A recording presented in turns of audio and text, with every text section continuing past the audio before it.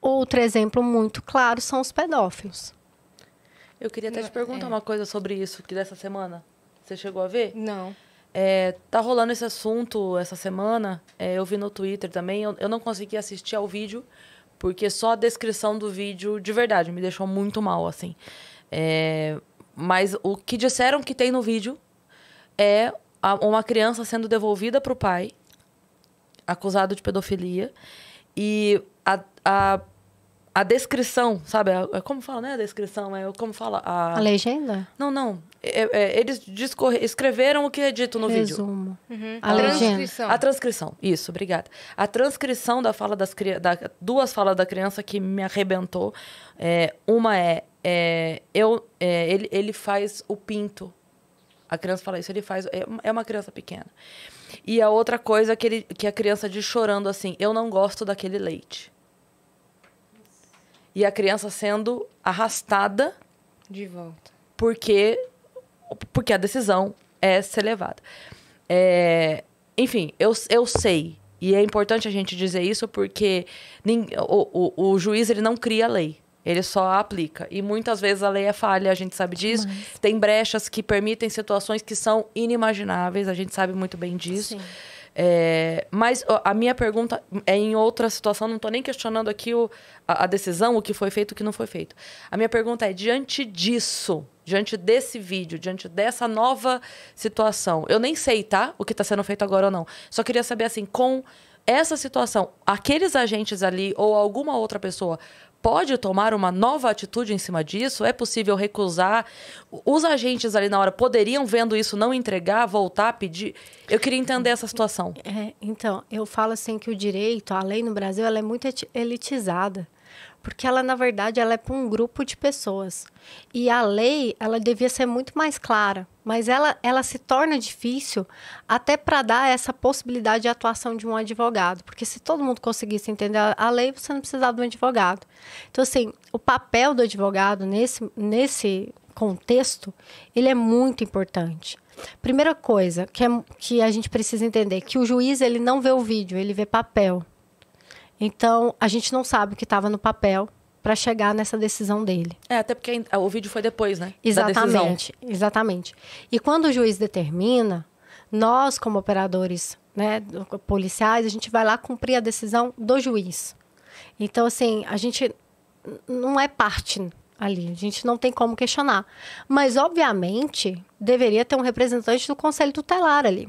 E nós temos uma lei nova que chama Lei Henri Borel, que ela determina a possibilidade de inúmeras medidas de proteção de uma criança. Acima de tudo, tudo que trata de criança, o interesse não é da mãe nem do pai, é da criança. Então, partindo desse pressuposto, eu também não consegui assistir o vídeo, eu só vi que a mãe filma a criança sendo retirada, né, para ir ficar com o pai, e ela argumenta que ela narra essas situações de violência. De abuso, Isso. Eu tento usar outras palavras que eu não sei se o YouTube derruba, né?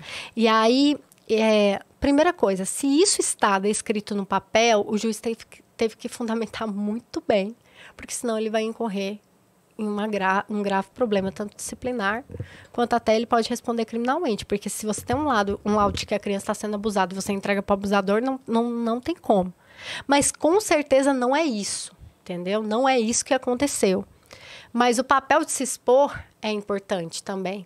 Porque muitas das vezes a força do pobre é isso. Sim. Que não tem um advogado bom. É ir lá na internet, a rede social, é expor, é filmar, é gravar. Isso eu falo muito para os meus seguidores. Gravem. Porque a lei fala, por exemplo, que em crime de estupro, a palavra da vítima é levada em conta, mas não é isso que a gente vê. Então, grava. Se você puder gravar, grave. Guarde informações.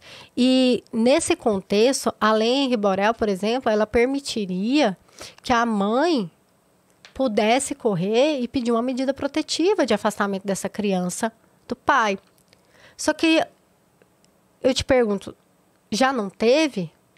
Teve que esperar chegar nesse ponto? Então, assim, tem muito pontos soltos nessa história. Por isso que eu até não me falei muito do que aconteceu ali. Porque se realmente eu tenho um laudo de uma criança, porque eles estão discutindo guarda, tá? Âmbito civil. Mas eu tenho um laudo falando de um crime, eu vou direto pro criminal. E o civil não vai poder fazer nada. Eu peço medida protetiva para criança e o pai não se aproxima dela. E o juiz do civil não pode fazer nada, se eu conseguir. Então, assim, tem muitos nós soltos nessa história dessa criança. Mas se você tá diante de uma situação de abuso, você que é mãe, qualquer relato, você tem que correr na delegacia. Pedir a medida protetiva para o juiz criminal. E se por algum motivo maluco, que como vocês sabem muito bem, a justiça ela é uma caixinha de surpresa, você não conseguir essa proteção, você exponha mesmo. Não tenha medo de expor. Exponha como foi, como fez, como aconteceu. Para poder dar voz ao seu filho e proteger o seu filho. E é o que eu falo do pedófilo. O pedófilo, ele vai passar, sei lá, 10 anos na cadeia. Como que você sabe que ele recuperou? Ele não tem contato com criança lá. Então, não recupera. Não recupera. E assim, eu tô passando por suposto que ele tá recuperado para viver em sociedade. Como que você vai afirmar isso? Se qualquer pessoa que é viciada em algo, ela tem o que a gente chama de recaída, você vai pagar o preço desse cara recair na sociedade? Trouxe diversos psiquiatras especialistas em psicopatas, em sociopatas. Não tem cura. E é isso que eu falo.